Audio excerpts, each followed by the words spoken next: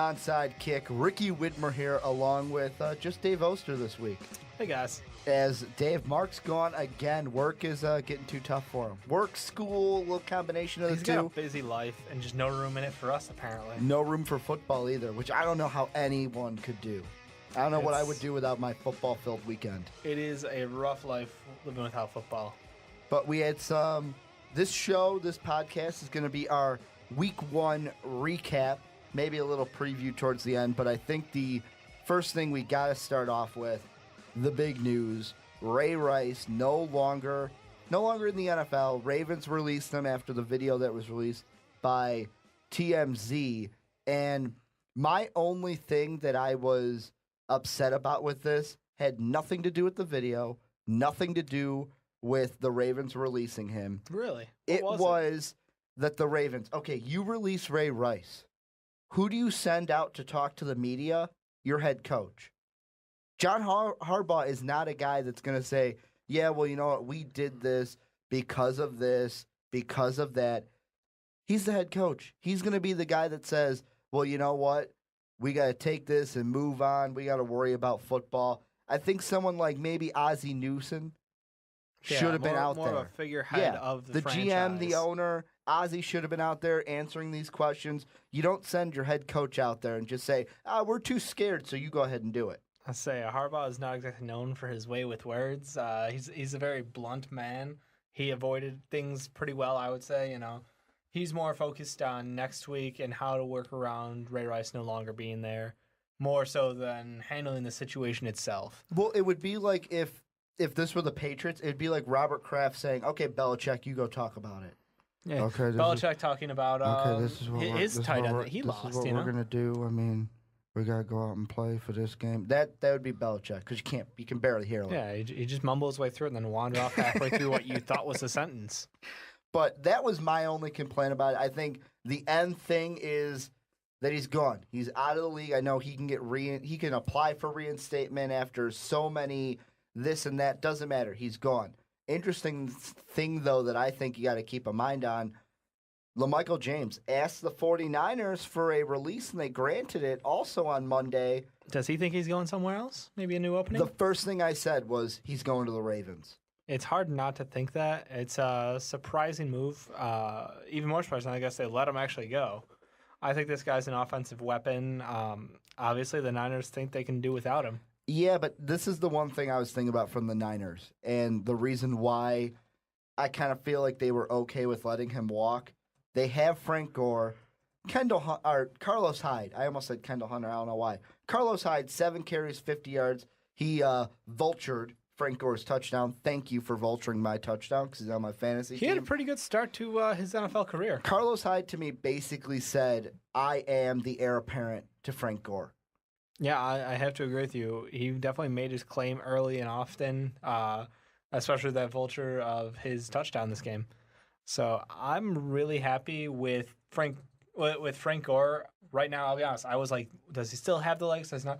He looks like he can still go this year. Frank Gore? Yeah. Oh, yeah, he can. So I think, Carlos Hyde, yeah, he'll start splitting some carries, but he's not going to get the majority for quite some time. Well, and I mean, the biggest thing, and I mean, we're going to focus on this game just because we brought up LaMichael James, is that Niners-Cowboys game.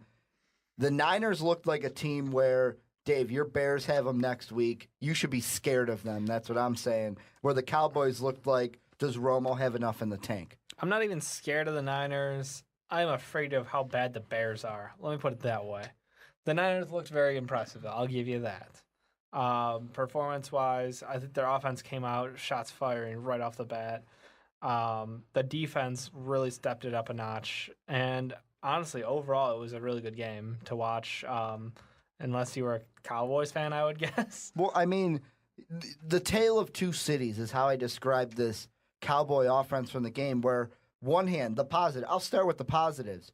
You have DeMarco Murray, 22 carries, 118 yards, and a touchdown. That's a great stat line. If you had him in fantasy, you were dancing up and down. Absolutely. But if you had Tony Romo, 280 yards, a touchdown, 3 picks, 3 sacks, a QBR of 19.9. Yeah, Not so good for Mr. Romo. It's not looking good for Romo, and you know what? Jerry Jones is only fueling the fire of the, man, I really should have picked a quarterback in the draft. I should have picked Manziel. Yeah, I didn't want to name Manziel because I didn't get Manziel fever. But no, I mean, it doesn't help Romo's case that, look, he's got to be, the Cowboys need to start looking for a replacement for him already. I think he's obviously still not physically 100% yet. But even so, this was still a really poor performance on his own part. Decision-making wasn't quite there. And the one thing, there's two teams in this NFC East that did not look good in week one. And to me, the two teams are the Cowboys and the Giants from that Monday night game. And Ooh. I know I was watching PTI earlier today, and Kornheiser and Wilbon, they were talking about, does Manning have enough in the tank? Should the Giants start thinking about a replacement for him? I think that, like you said, Dave, the Giants don't have to worry about Eli. I think the Cowboys have to worry about Romo. What are we going to do post-Romo? Because I know that everyone in New York, if the Giants have another bad season, Coughlin's not going to make it. Eli may not make it, but he probably will. But if the Cowboys have a bad season, it could be worse than if the Giants had a bad season. No, you're absolutely right. As far as Eli goes, I think it would be very hard to have him leave at this point. I mean, this is his 10th year in the NFL. And last year, he had a terrible year. I mean, 18 touchdowns, 27 picks. He does have 2 rings. 4 fumbles. He does have 2 rings, which is like the freaking holy grail of, you can't kick me out of this town.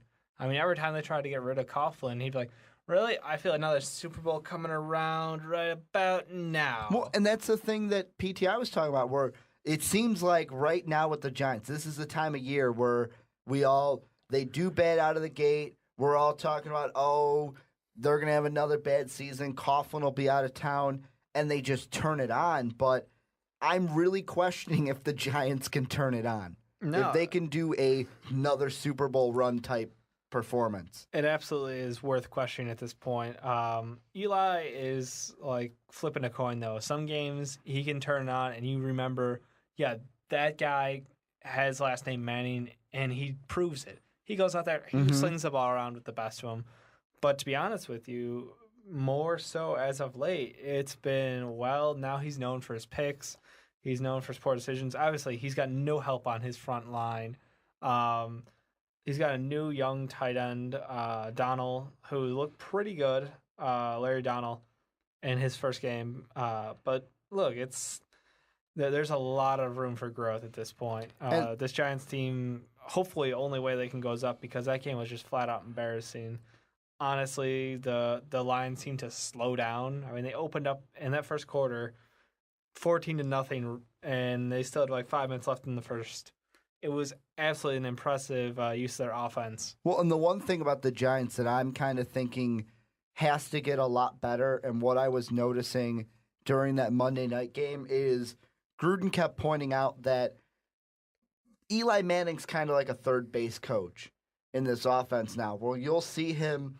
He's no longer, there's some vocal calls that he's giving, but most of his calls are signs that you would see a third base coach do. Okay, I'm going to rub my arms, rub my chest, and in whatever I'm doing is a call. Yep. If you're the receivers, you have to look in, give me, okay, that's the call, and then do it. There were several times during this game where Eli would signal something, and it would be like, well, I thought you were going to be there, but you weren't. Exactly. Did you Only listen some to of the me? people picked up the calls. The communication was terrible. I'm starting to think whether this West Coast offense, this system that they're putting in, I know it's only week 1, but is it over their heads, especially the receivers? To adjust. I think you absolutely have to give this more time than preseason and week 1. Preseason, they barely play at all with their starters.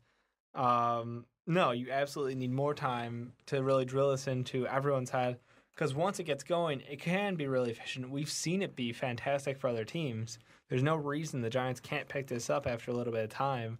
I think you just have to let it sink in. You have to keep practicing the audibles, because obviously that was the weakest point. If you're going to have so much responsibility on Eli's end Yep. to make these changes. You have to make sure everybody actually picks up on them. And just slight stat correction, Larry Donald did play last year, just, He got injured. No, he played 16 games. Did he?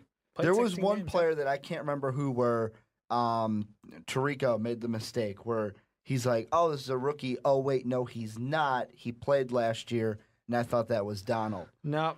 He did play 16 games last year, just wasn't really part of that offense. Not in that capacity. But I mean, on the other side of the ball, in this Monday night game, we'll stay Ooh. Giants-Lions. You have two of them on your fantasy team in Megatron and Stafford. Yeah, what a duo. Right out of the gate. Right out of the gate, they look great. What a freaking team. I mean, Megatron just established himself as a beast. I think there was one ball that he missed on, but to be fair, like he fought that one all the way down to the ground. It was a heave up there in double coverage. But no, proving again that he is the number one wide receiver in the NFL, and some say even possibly the top player in the NFL. He'll play, and he can run any route. He can do anything a wide receiver needs to do, and he's not selfish about it. He's not over there waving his arm every single play like, why didn't you throw to me? He's not giving staff any shit about it. Just absolutely a phenomenal performance. This offense, under a new offensive coordinator, I believe, came over from the Saints. Yep. And that just gets me excited. Well, honestly. and also you got just offensive coordinator coming over from the Saints, Jim Caldwell coming over from the Ravens. He's the head coach now, and this not even just the offense, the defense for the Detroit Lions. Secondary still looked a little weak. No, I'm not talking about the secondary. That front four. Oh, well, yeah, the front four is fearsome. I mean, they looked what we were talking about St. Louis's front four. Yeah, sure. What they were going to be. That. The Lions just were like, oh wait, you meant to talk about us, right? We were the team you were talking about, right? Yeah, they look like somebody lit a fire under their ass last night. Mm-hmm. And then, I mean, in the backfield, you've got... I mean, Reggie Bush did well. His opening play, I was like, did Reggie Bush take off another, 5 years or something? Like, this is what... came out flying. The Lions already showed in week one what their plan is going to be with their backfield. Joique Bell's going to take most of the carries. He had 51 yards, had a touchdown on the ground.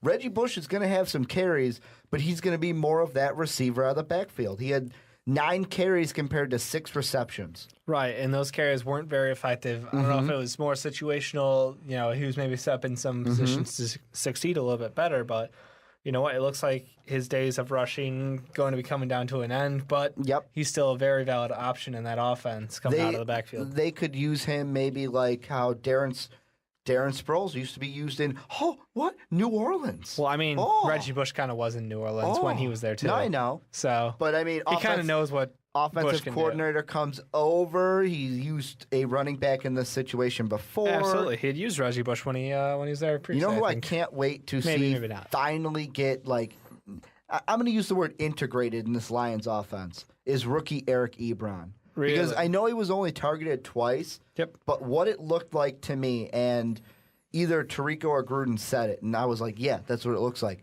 This offensive coordinator that they brought over from the Saints is trying to use Ebron just like the Saints used Jimmy Graham. And honestly, it's not even just Ebron. Pettigrew, Ferreira, both getting opportunities. They're running. I've seen them run 3 tight ends and Calvin Johnson out wide. And it's like, yeah, who's going to go for a jump ball with one of those guys? Nobody's going to win that one. Maybe, you know Ebron, what about the Seahawks defense or maybe Patrick Peterson? There's a couple guys, but when you go 4 guys over 6'4", it's a bit of competition. The Giants didn't have anyone that could do that. No. Let's put it that way. The disappointing thing with Ebron was he had a touchdown in his hands, basically let it bounce off. A little disappointing. Stafford was pissed. They did get the penalty call on the play, valid, but it still was a very catchable ball. I hope to see big things from him in the future. And I really do. I know it's only week 1, but I'm going to say this, and NFC North fans, especially Bear and Packer fans, are going to get mad at me. Who would have thunk after week 1 of the season, Vikings and Lions 1-0, Packers and Bears 0-1. Just because we played real teams. No. Well, the Bills were they were a quasi-real team. The Packers played the realest team of them all. I'll give you that. One final departing note on this Giants-Lions game. Go ahead. the addition of a number 2 wide receiver to the Lions for real. Golden Tate. Golden Tate showed up, 6 catches, 93 yards. They played him they gave him a chance in the backfield to take a carry. This guy's legit, and I had been talking about he had the best. I think it was best yak last year. Fantastic hands. He came up with a couple plays on some not well positioned balls, and he got his hand on there, pulled it up, secured the ball. Talk about a pretty impressive. Talk about a wide receiver out of the backfield, though. Looks like my Minnesota Vikings have a guy who can complement Adrian Peterson on some jet sweeps and stuff. Seriously, you guys got Percy Harvin, and then you get Percy Harvin version 2 without the headaches? No. Percy Harvin version 2 and says, screw you, Randy Moss. I'm going to take your number. Well, I think it was timing. I think it was time. You can put your 84 jerseys on. Just got to get that new name. Patterson's back home. But the whole thing is... 3 carries, 102 yards, and a tutty? He's got speed. Yeah, he does. Mean straight up speed. I've seen a handful of guys in the NFL who can keep up with him, and obviously none of them were on that field. But I mean, he was truly impressive, and I look forward to how much more they're going to use him in this offense because he's got so much potential right now. Do you have to be afraid though that he's fragile? No, I'm not afraid he's fragile. This is the one thing. The biggest worry I had about the Vikings was Adrian Peterson. 21 carries, 75 yards. I mean, I know the Rams. Okay, the Rams gave up 34 points, but they're no pushover, if that makes any sense. Where you come into a Minnesota Viking game, if you're game planning on that defense, your game plan is we're going to limit Adrian Peterson. We're going to let Matt Castle beat us. And that's what they did. 75 yards on 21 carries. That is limiting Adrian Peterson. But you got Matt Castle. He could play quarterback for the Vikings? I know he could play quarterback for the Patriots. Hey. But he hasn't been good in a purple uniform. He hasn't been healthy in a purple uniform. But I wasn't expecting, 170 yards, but 2 touchdowns, no interceptions, and then you have Cordell Patterson saying, hey, you know what? I'll help AP out of the backfield and do a thing or two. No, it was a pretty good day all around for the Vikings. Let's be fair. Matt Castle, not spectacular, but he didn't make the big mistakes. He played a clean game. He did what he needed to do to get the win. Very Ponder-esque of a couple of years ago. And you want to know why I think, and the biggest thing I think that's going to help Matt Castle this year? What's that? Norv Turner. It's a good point. You got Norv Turner, and one of the things that I am quoting Wilbon from PTI today. Okay. He's scared of what Mike Zimmer can do with this team this year. Fair enough. I mean, the defense came out. Yeah, I know that Sam Bradford didn't play. No. Sean Hill is not Austin a great quarterback. I know, but Sean Hill started. Not a great quarterback. Davis isn't a great quarterback, but I'm going to say shut down Stacy to 43 yards, and you limit the Rams to 6 points. This was a Rams team that I'm going to say was a Rams team. To be fair, in the preseason, we're saying, they're going to be up there with the Cardinals, the Seahawks, the 49ers, in the most competitive division. To be fair, this was a Rams team that played behind the entirety of the game. Okay. So running the ball wasn't exactly, the best option for them going forward. True. Zach Stacy was averaging just 3.9 yards per carry, just under, a good average. So it's not a terrible performance by him. It was just there wasn't the opportunity to really kind of pound the ball in there because they're down by a shit ton. Look, this Rams team, they need a quarterback bad. Offensively, Quick, Cook, and Austin looked okay, but it was just they're playing behind the whole game. The Vikings could really pin their ears back and just hunt, and that's what they did. Well, and I mean, Brandon Quick led the Rams with 7 catches, 99 yards. He had 9 targets in the game. You know what? I'm kind of surprised they didn't go to him a little bit more. He caught every ball they threw towards his way. Tavon Austin, only 3 catches, 34 yards. Yeah, no, and I don't know if it's because of his relation with these new quarterbacks. Maybe he doesn't have that built up between them, so they don't feel the same confidence throwing him the ball that they may have with Quick. So I don't know. It's kind of a whole melding process. I mean, remember back to, for our personal example, the Bears last season. Yep. McCown had not been working with Brendan Marshall. So he went to Elshon. He went to Elshon. He's like, hey, this guy's open. Why not? And we're like, wait a minute. What do we got here? Wait, we've got 2 wide receivers in Chicago? Exactly. So, I mean, you know what? You could find something out here that Quick could be their number one. You don't know. I mean, it's right now they're going to spread the ball around. A, they got to find a quarterback. B, they're going to spread that ball around until they find somebody he likes, and then they can move forward. And that's really this offense is going to take a game or two still to figure out who they really are. Okay, I'm going to hit you up with another question from a different game. All right. How concerned are you with the Eagles going down 17-0 against Jacksonville and coming out with the win? Honestly, I'm watching that bottom line, and I saw 17-0 Jags leading. I was like, wait. Go back. I had to watch it go by again. I didn't believe it. I honestly. And Chad Henne, the opener for that one, they came out swinging. Maybe I thought for a second maybe Jacksonville was for real in the first half of the game. I was like, okay, they're just taking possession. Talk about Chad Henne. You got to mention Alex Hearn. Hearns, because I think it's his last name. Hurns. I mean, two touchdowns. I believe he's the first rookie ever to catch touchdowns for his first 2 career receptions. I'm just saying, I kind of called it. You kind of called it? I called it exactly. I said he was the best wide receiver on that team. You did say that. I'm happy they used him. I can't wait to see them use him more because Lee didn't look bad that game. I'll give you that. Nope. They've got a legitimate 2 in Lee. My big question is Gearhart the answer in the backfield? See, and that's one of the things I was going to bring. He was getting nowhere. I was going to bring this up. I mean, I know we talked about LaMichael James earlier in the cast. Yeah. Where obviously the Ravens and the Eagles, in my mind, would be early front runners, but there were articles that one of them I saw on sportrants.com. They had like their little list of top 5 teams that could sign LaMichael James. Jaguars were right there at 4. Yeah, absolutely. And this is the thing. Look, Gearhart, it's him making his chance. He's in the same situation that Ben Tate's in, where I have to prove that I deserve to be a number 1. I'm going to step out of the shadow of that true standout running back and be like, no, I've got it too. He had a big year while both of them, Gernhardt and Tate, had a good year while their respective backs were injured. Right. Arian Foster had his injury last year. AP had his ACL injury. Yep. And he comes out and he averages 2.3 yards per carry. Sorry, you get 18 carries, 42 total yards. Part of me wants to say week 1 overreaction, but part of me wants to say I would look at LaMichael James. That's fine, because my question is, this Eagles team, nothing against you, but you're not known for the run stopping up front. I'm sorry. Your offense is what usually carries you out of this game, and Nick Foles looks shaky coming out. Absolutely shaky. You know what's the biggest thing that concerned me about Nick Foles? What's 5 that? sacks. And I know that you can't put sacks completely on on Nick Foles. You put it on the entire team. No, but he's got to have that mental clock ticking down. And 5 sacks. Really? 47 yards, too. Just get rid of the ball. Absolutely.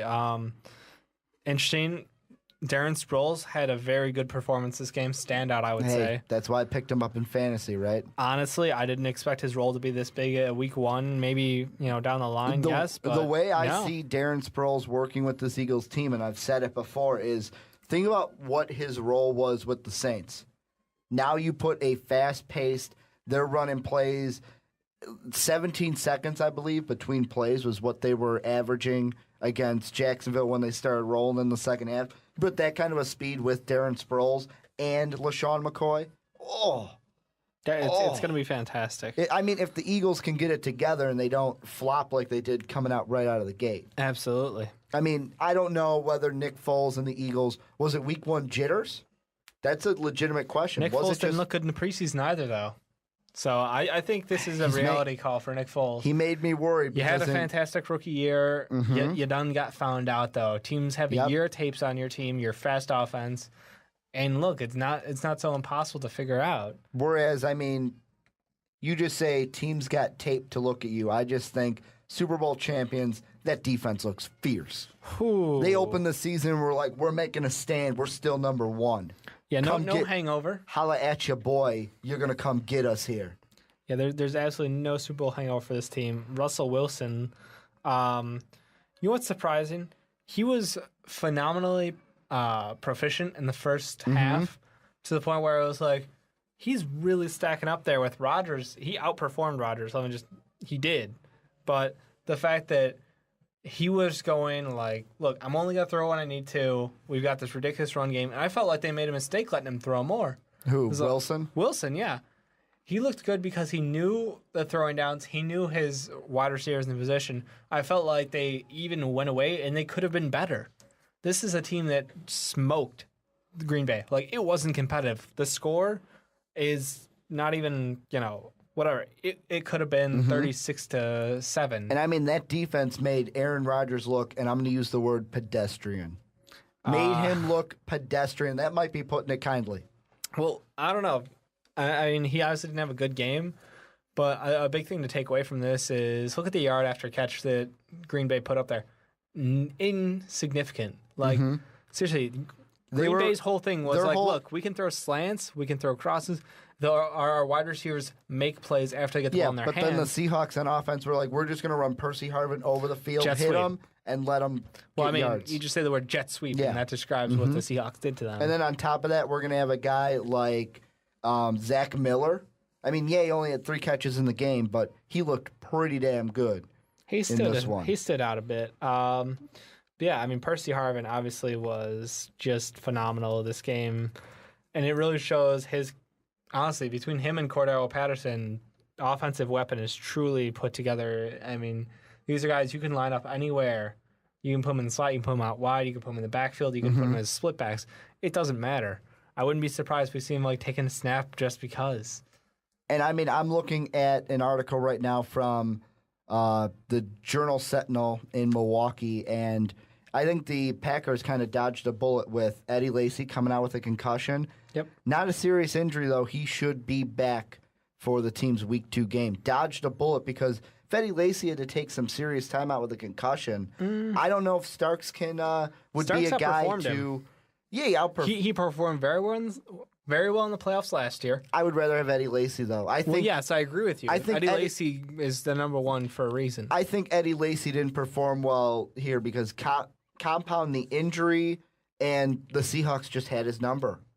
They had his number. Where the Packers defense didn't have Marshawn Lynch's number at all.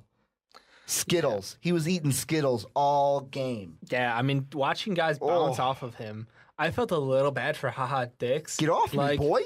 He bounced off of him like a pinball. It wasn't... and it was a solid tackle. Like, he had him at the hips. It was that solid SEC tackle. And nothing. Sorry, ain't going to work on Marshawn Lynch. This is the question for the Seahawks, or about the Seahawks. All right. They have some home games less this season. I'm going to ask you this. I'm going to name some teams. Do any of these teams have the chance to knock them off at home? You have the Rams. The 49ers. That'll be about late the closest in the season. Game. That will be the closest game. I'll give the Cardinals Week 12. No. The Giants Week 10. No. Oakland Week 9. Really? Dallas Week 6. No. Peyton Manning and the Broncos Week 3 Super Bowl rematch. No, I don't think so. I think the only team that comes close is honestly going to be the 49ers. The only team to come close to them at home. Yeah. Last season. Yep. That's it. I mean, seriously, that is it. And I'm looking. This is a Seattle team that can get better. I mean, I'm looking. And they looked in a league of their own. Even I know it was the first game of the year, but you look at their game and you look at what they did, and then you look at the entire weekend's repertoire, and you're like, does anybody really, really stand up to them? And I don't think so. I really don't. So, okay, I'm going to throw that 49er game, the question mark that you said would be the closest. Yep. If they win every other home game, leave that one out. That's 7 wins.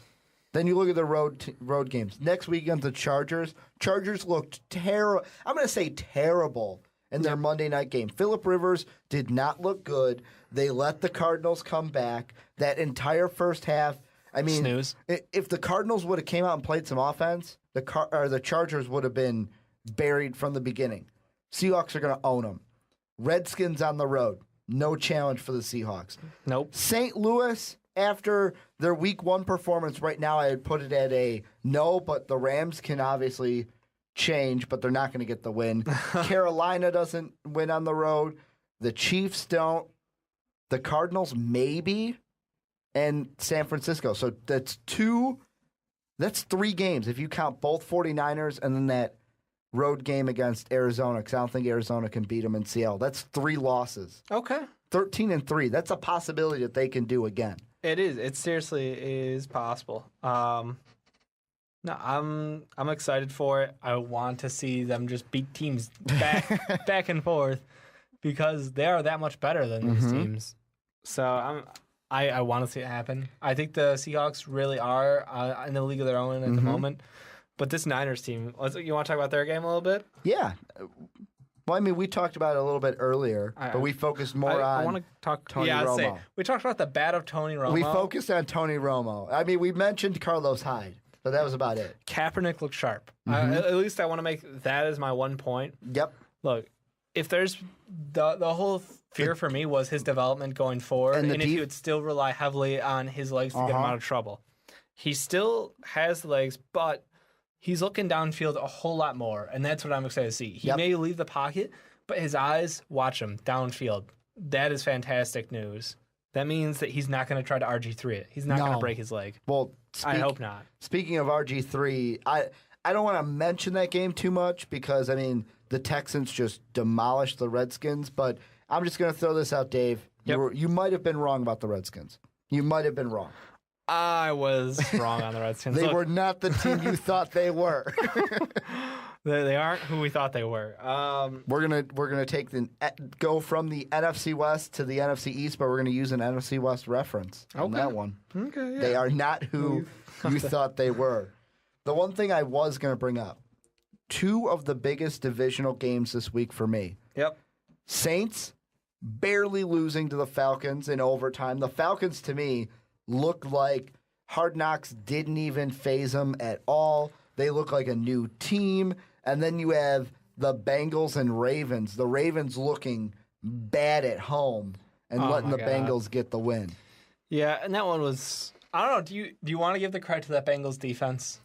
Seriously, because you told me there's talks of them being highly touted. What they said on PTI today, and I believe it was Kornheiser, mentioned that there are some reporters in the media and NFL personalities that are close to putting the Bengals defense in the same tier as the Seahawks. But look, this is a...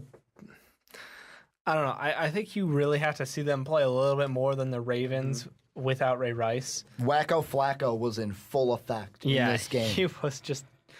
He was crazy. I mean, he threw the ball 62 times. 62 times. You're not going to... I don't know. I mean, I have no real logical way to describe let's put it that this performance. way. For this game, yet again, if the Bengals would have got touchdowns instead of field goals in the first half, this game wouldn't have even been close. I say 5 straight field goals to open the game for the Bengals. And you're up 15-0. 15-0. And It's... the only reason you get back in this game, I mean, I know that the Ravens had a touchdown and a field goal before this, but this is just Raven luck in this game. Late in the fourth quarter, Flacco, one of his, I'm going to say the best throw of the game for him. Steve Smith, 80-yard pass. Yeah, they don't get the 2-point conversion, but they're still up 1. Oh, we're looking good. On the next Bengals drive, Andy Dalton says, anything you can do, I can do better. A.J. Green, 77 yards, back up 7. He was so wide open. I think somebody had to get just straight up confused on that play. But no. The number 1 receiver, can you double team him, please? Well, I don't know if you still call Steve Smith a number 1. No, I'm talking about A.J. Green. Oh, I'm sorry. I'm talking the A.J. Green. You were talking about the Steve Smith one. I thought you were talking A.J. Green. Say Steve Smith did a lot of the work on his own end on that pass, but to be fair. And this is the one thing. I have a buddy who's a Baltimore Ravens fan. The one thing he was saying, I mean, Steve Smith played good in his first game with the Ravens. 7 catches, 118 yards, had obviously the touchdown. My expectations. What he's hoping for is maybe this performance from Steve Smith can kind of open things up for Torrey Smith on the other side. And you have to hope that way because once teams start respecting Steve Smith as the legitimate target, then they're going to spring that coverage over the middle on him. They're going to pull a safety down, which means Torrey Smith goes one-on-one without that help over top, and Flacco can air the ball out to him. And we've seen what Torrey Smith can do on fly routes, just dirty. Exactly. And I mean, Dennis Pitta, 10 catches, 83 yards. The receiving core for this Ravens team did not look bad. It's just they have Wacko Flacco as their quarterback. And what's the play calling? You're in a relatively close game, and you throw the ball 62 times. I know you don't got Ray Rice, but seriously, Justin Forsett didn't do bad. 6.4 average yards per carry. He didn't do bad. I just think that this is such a lopsided team. They gave up on the run. They just flat out gave up on it. And that's what I mean. And even if you look at time of possession, it wasn't like any team dominated. It was nearly dead even. The Bengals had about... It was a 30-second swing. Yeah. Literally a 30-second swing for time of possession. Yeah. You're right. I don't know. Bengals had a minute more. I want to blame it on the Baltimore play calling. Cincinnati scared me with the fact that they couldn't close a drive in the entire first half. Yeah, that kind of scared me too, only because I had and the only Andy touchdown was on a Dalton. 77-yard play. Yeah. So that saved our... me and you played in fantasy this week, and that saved my team. You talked a lot about this man approaching Peyton Manning numbers in the beginning of his career. I didn't say he approached. I'm saying I saw a Bleacher Report article that said they are eerily similar through the first, 2 or 3 seasons? Yeah, no, that's fine. But, he's got a new offensive coordinator. Are you afraid for this? Are you afraid because they can't, punch it in the red zone? You say They can't finish off those drives. You said new offensive coordinator, and you know what my mind went to? What? And I know we weren't going to talk about it, but I'm going to mention my mind going there. I was like, Jay Gruden. Oh, they looked bad. Yeah. RG3 looked bad. Yeah. The one thing I'm just going to, We're going back to that game for 2 seconds because I just thought of this. Okay. The weakest part of the Redskins last year was their special teams. The first 2 things they do, the Texans, that is, on defense, is block an extra point and block a punt for a touchdown. No. The Redskins are not that much better on special teams, and I just found that funny because it was their weakest part last season. Yeah, they really didn't have anything going for them this game. I mean, yay Texans. Fitzmagic looked acceptable almost. You're gonna reset the Ryan Mallett timer for at least another week. Yeah, he bought himself another week with that win. But I mean, the other divisional matchup that we mentioned, Saints Falcons, the second game besides your Bears Bills to go to overtime, and I mean, this was a game. The biggest questions that I had, this was my takeaways from Saints Falcons. First off, Mark Ingram. Looking like the back, at least on film. Stat-wise, 60 yards, 13 carries, 2 tutties. But he was impactful when he got the carries. He looked like that SEC back. If you were watching that guy, you would say that's a Heisman winner, or he was a Heisman winner in college. Meh. You could say that. He looked... I'd say he just looks good, okay? I'm not going to call out what, his shining pedigree is. I'm just saying. He looked like a guy that could have won a Heisman in college. If you told me that was Mark Ingram and showed me tape from his first 2 years, I'd be like, nah, that ain't the same guy. I'm saying just this game. That's what I'm saying. This game and the tape from his first year, that ain't even the same guy. Not even close. And then he's leagues above where he started. And then on the other side, we're talking rushing, now going to receiving. Jimmy Graham? Jimmy Graham? What? I was expecting more from Graham. I mean, I know he got 10 targets. I know he got 82 yards. Most targets on the team, 8 catches.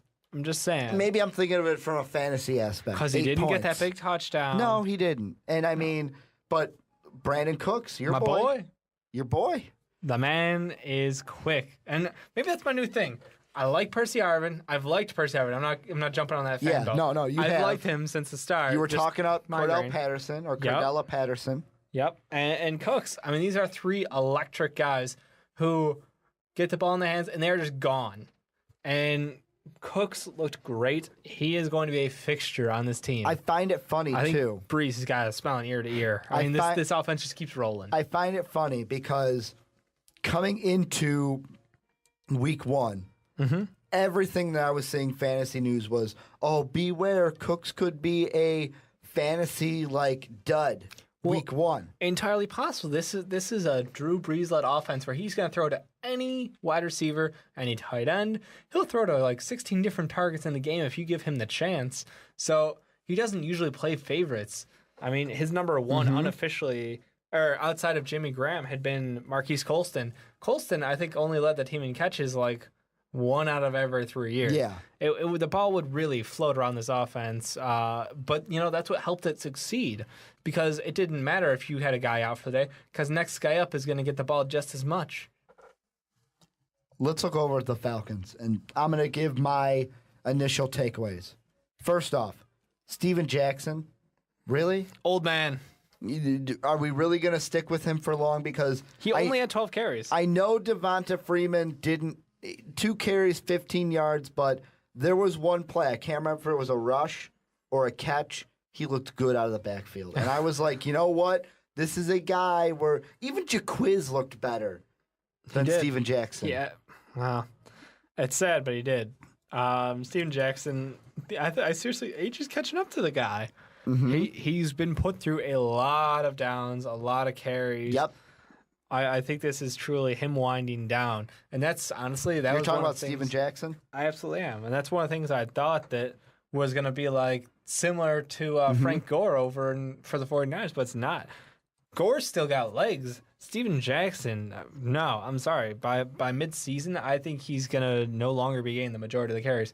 He'll still get semi-featured in the offense, but no, I think somebody else, either Rodgers, Freeman, somebody else is going to take this ball away from him. My biggest question mark for this running back, the backfield, Anton Smith. This was a guy that during one of the random leagues that I did, I was doing it in front of you.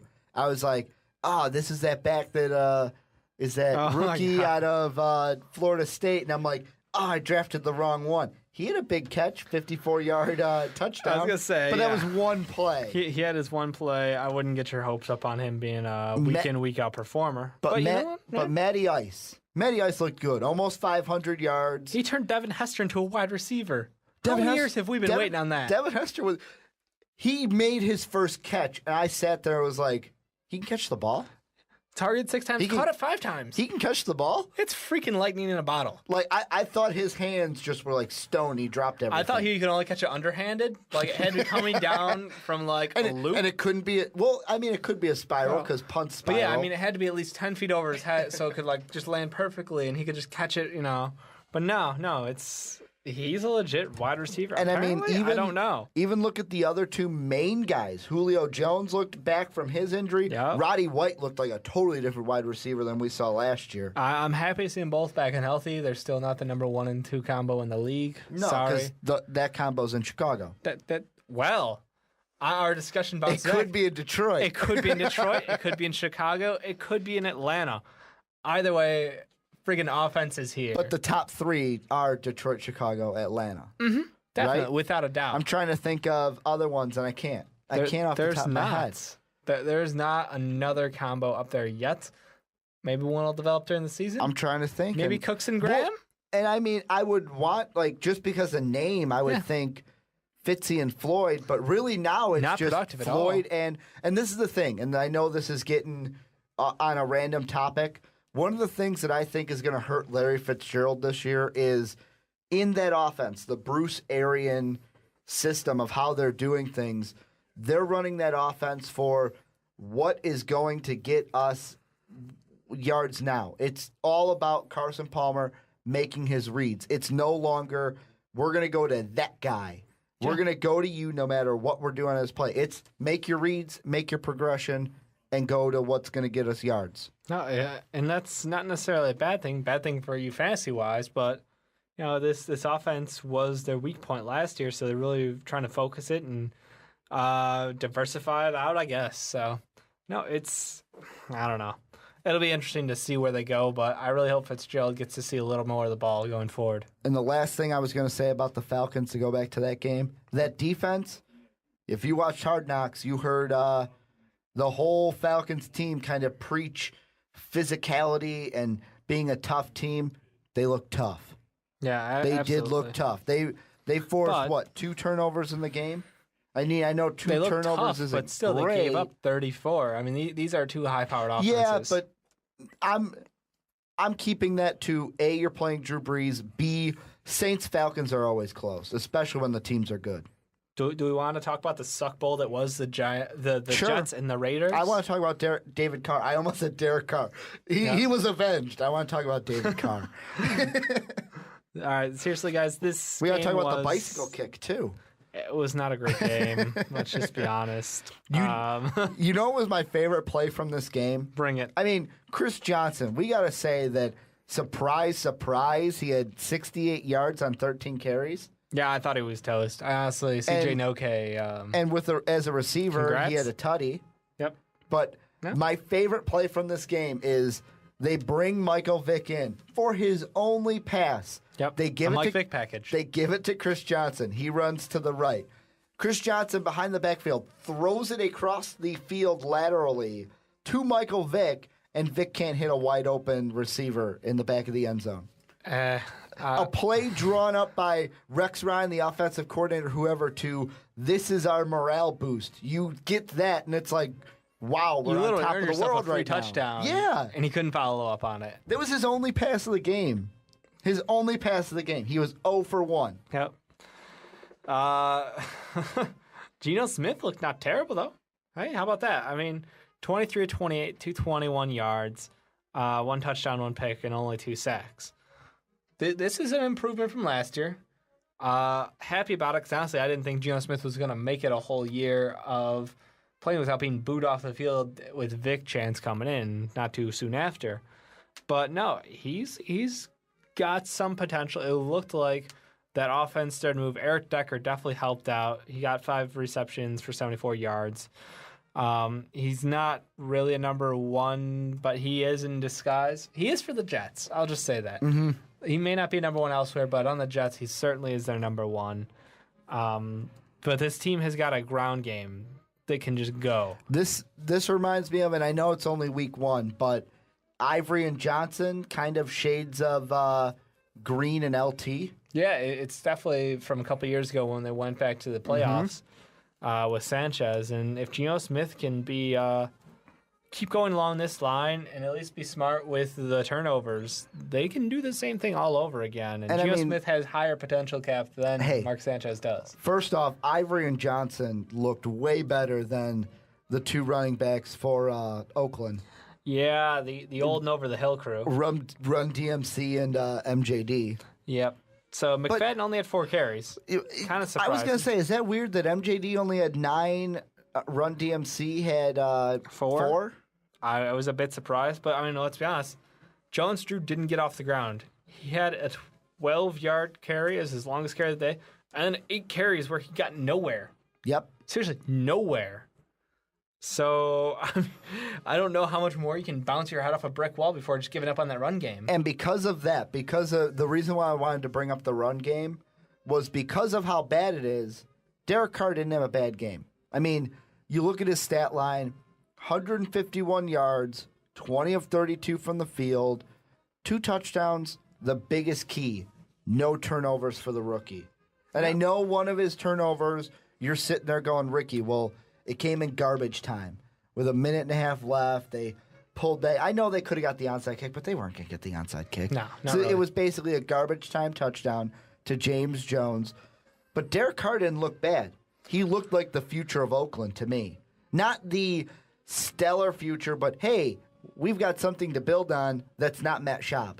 Yeah, absolutely. And that's, I think, the best thing. As a Raiders fan, you can walk away from this game being kind of happy about it.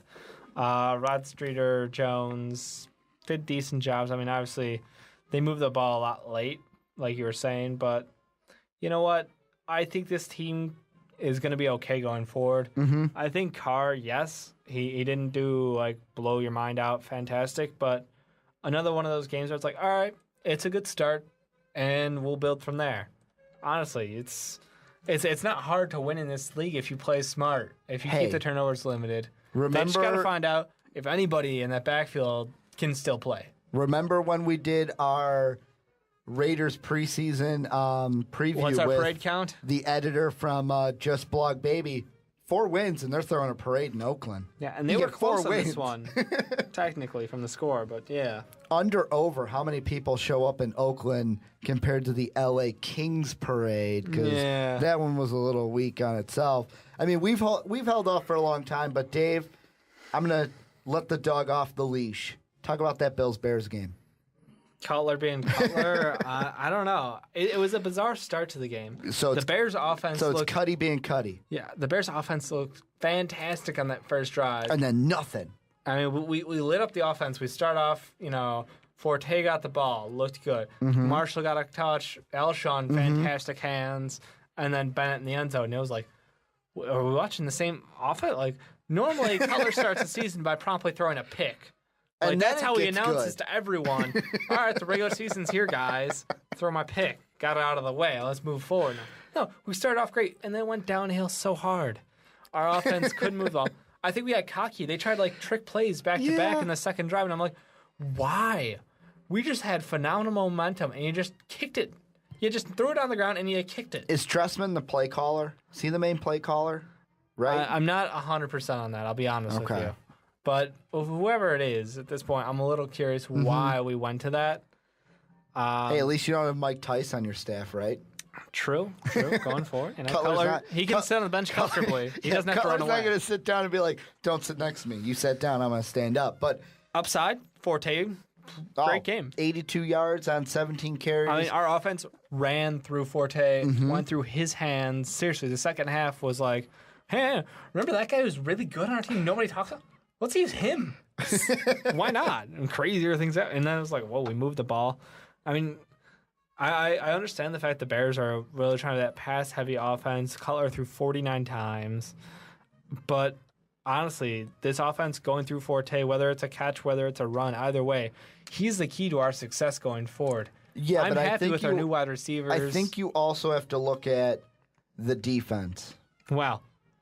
Do I have to look at them? Yeah, you do. Do I have to? I think you have to, because I kind of found it ironic that all offseason, especially from you and Mark, You're going to say his name, aren't you? all I heard is, well, we got Jared Allen. We got Jared Allen. Oh, man, our front four, we got Jared Allen. And He was a no-show. I find it Let's be fair. ironic that it was Fred Jackson with a big run to put the Bills in field goal position to win the game. Yeah, well, It was a run that did it. Not a pass, not a, we're going to exploit Chris Conti. well, they did.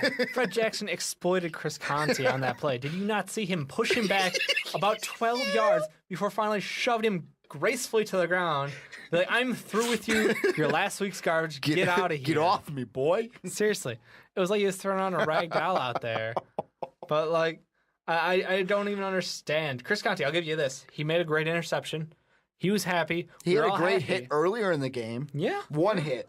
But the fact that he refused to make a tackle when he had the opportunity, he went for the strip.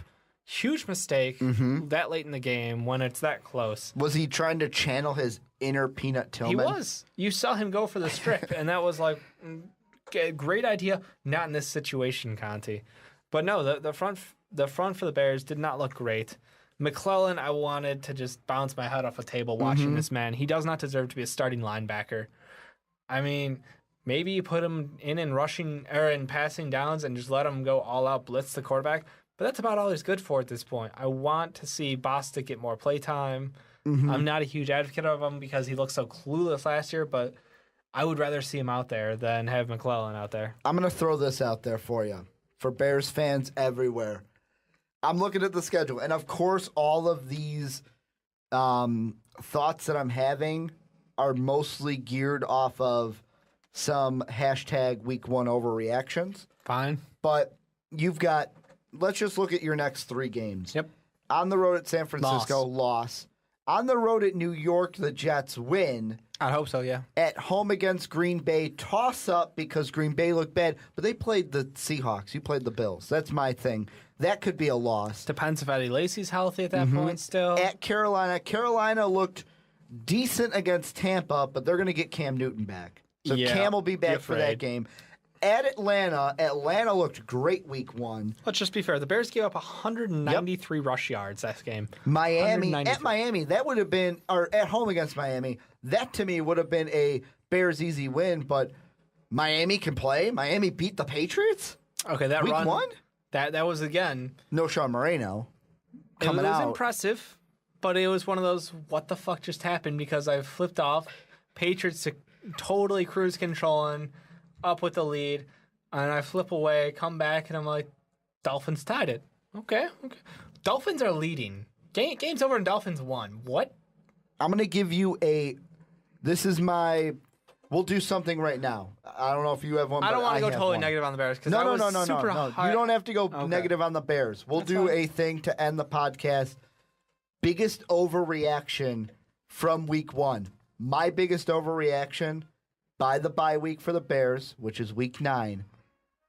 The Bears, don't be surprised if they only have 3 wins. My biggest overreaction. I don't think that'll be realistic. I'm not saying it's going to happen, but don't be surprised if Jets, Carolina, and Miami are your 3 wins. I think we can do better than that, but I would like to reinstate the fantasy rule of start whoever's going against the Bears' defense, running back-wise. Just go ahead. I don't even care if they're Except like for Steven Jackson. No. Start Steven Jackson. Jackson will put up at least 70, 80 yards on the Bears. Could you imagine? Okay, just the next 3 games. Yeah, I know. Frank Gore and Carlos Hyde week 2. Yep. Ivory and CJ, he's coming back CJ to 2K. 1K maybe? Well, he's coming back to 2K. Probably only seems. one. Yeah. Well, he's the second Split back, yeah. And then you have Eddie Lacy. Possibly. If he doesn't get another knock on the noggin. No Sean Moreno week 7. It's going to be a brutal time for the rushing game. So, fantasy-wise, yeah. The Minnesota games, I'm not even going to talk about AP. Could you imagine what Patterson could do against this Bears defense? Honestly, I'd be more afraid of Adrian Peterson than Patterson. No offense. No, I know. He's a fantastic athlete, but we've got guys on the outside who can tackle. I would love to see up the middle him. that we don't stand a friggin' chance. Which is ironic, but I mean, Jared Allen, he's more of a go after the quarterback guy. Let's be honest. And that was one of the things. It was like he really was not involved in a lot of the plays. But EJ Manuel did have a run into the end zone. So I mean, you played a quarterback that can get out of the way, and look at that! Your next 2 quarterbacks, Geno Smith can kind of move, but you're going to be able to handle him. Not as good against the mobile quarterback as our old boy Julius Peppers. Mm-hmm. Peppers could chase down Michael Vick, but he couldn't chase down Russell Wilson. Well, he was damn close. I mean, but he did not look good in that 3-4. But the Seahawks they're a team. Really? I'm just saying, thoughts on the 3-4 and Julius Peppers in it? Too early to judge, or we just say he looked out of place? I'm going to say that it's going to be, let's see what he can do outside of Seattle. Because you play in there. The one last thing that I want to bring up, because I totally forgot about this, and just by me saying the Seahawks played like a team, kind of brought this in. It was rantsports.com. The headline was, Kyle Long proves he doesn't get it by ripping Bears fans. This is what Kyle Long tweeted. I'm going to ask you if you like him or not. For the fans that put blame on one guy or another, we win as a team and we lose as a team. Get your unintelligent thoughts to yourself. I kind of like it because calling out people in a team game, it's not going to get you anywhere while you're on that team. But as an outsider, I think it's very easy to say, if like this guy stood up. Yeah. So like us. As a media or as a fan, you can be like, if he would have made that play, totally different game. Mm-hmm. He screwed up here, and you can see it, but you don't know what else was going on in that scheme. It's hard to say that. You don't want to look like Skip Bayless talking about the NBA, and when they start, who was that calling him out on that show? I don't know. Was it one of the Spurs players? Was it Danny Green when they came on? It was no, because he's a Spurs It was the fan. Mavs owner. Oh, Mark Cuban. Mark Cuban calling him out on the play calling. Oh, yeah. For the no, Jesus Christ. Skip got called out because he didn't understand what else they were being told to do on that play. And that's the thing. If you're in a scheme where you're supposed to be covering somebody and they're like, well, he's staying out there in that zone, not doing anything. Well, that's what he's assigned to. He's there to cover anything in that area, just because he doesn't run off to the left and make a tackle. You could say then, well, why weren't we in man-to-man? That would be a but then you criticism. talk to your defensive coordinator. That's who you got to be like, hey, what you seriously with that lineup? But no, I agree with him from his side of the standpoint. He's on the team. You say, my team wins, my team loses. Not one of us is to blame or, whatever. Either way it goes. any games we missed, any games that take one last look, Dave. I know we didn't talk Sunday Night Football, but, I mean... Broncos early lead, and then they just tossed it in cruise control. Trent Richardson, LaMichael James, could he go to... I mean... But I don't think he will. But the Colts already signed a back. They picked up another back today, so extremely unlikely. But, yeah, Trent Richardson, just total no-show, to be honest with you. I don't know what this Colts offense is doing, really. Plan-wise, no idea what's going on there. Bucs Panthers, I just want to go back to say our ex-QB couldn't hold up to snuff. Sorry, he lost to a backup. Too. But, I mean, one thing I want to point out, Ken Wisenhunt gets his first win in Tennessee, a team that, Dave, you said, I don't know how to gauge them. They're wild card. You were like, I don't know how to gauge them. Yep. And they beat the Chiefs. I'm not saying they're going to make a wild card team. I'm saying they're a total wild card. You don't know what to predict. You want to know who's the kicker? Because Locker could be a good quarterback. Mm-hmm. You know what's funny? You know who the kicker for the Titans is? Who's that? Ryan Suckup. Chiefs cut him, and then he beats him week 1. Picks him up right there. No, they look pretty good. The rushing, pretty good. But I think this team is still an unknown to me. They've got a lot of players who really need to step it up to stand out. We forgot to talk about Cleveland. I didn't forget anything. You didn't want to talk about Cleveland. I mean... Not until they start Johnny Football or Johnny Cleveland. It's all going according to the master plan at this point. In my mind, the Steelers won that game after the second quarter. Yep. It was over. I just turned it off. Call me a bad fan for that, but... Well, you're not a fan of the Browns, so it's okay. I'm not a fan of the Browns or the Steelers. I think the game got a little interesting. Hoyer brought him back a little bit. And Cleveland with that interesting rushing attack that nobody expected. 3 backs? 3 backs. Here, let me see if I can get their names right. Obviously, you got Ben Tate. Yep. Terrence West, something Crowell. Yeah, no, Terrence West and Isaiah Crowell. Who sniped the touchdowns. But they all 3 of those averaged over 6 yards a carry. So, I mean, let's be honest. I don't know if that's going to be things to come from the Browns or if that was just a whoops on the Steelers' defense. I mean, we'll have to wait and see. I'm excited to see it, though, because guess what? That Cleveland rushing attack means good things for the option. Means good things for Johnny Football. I can't wait till Johnny Football starts in Cleveland. I've been saying it. But that's going to do it for the Onside Kick this week. I want to thank everyone for listening. Leave your comments down below what we talked about, what we didn't talk about, what we should talk about, all that fun stuff. Surprised you didn't go high on the Vikings. Let's be honest here. I was waiting for Vikings on a playoff team. No. I'm glad. You're very aware that you beat the Rams. I'm glad we got the win. Okay. I'm happy to be on the top of the NFC North at least for a week. Well, tied at the top of the NFC North at least we're at the top for a week. Okay. That's what I'm happy about. All right. I'll let you have it. Like us on Facebook, on Twitter at MVP Sports Real, all that fun stuff. Subscribe, like, everything. And as always, have a good day, everybody.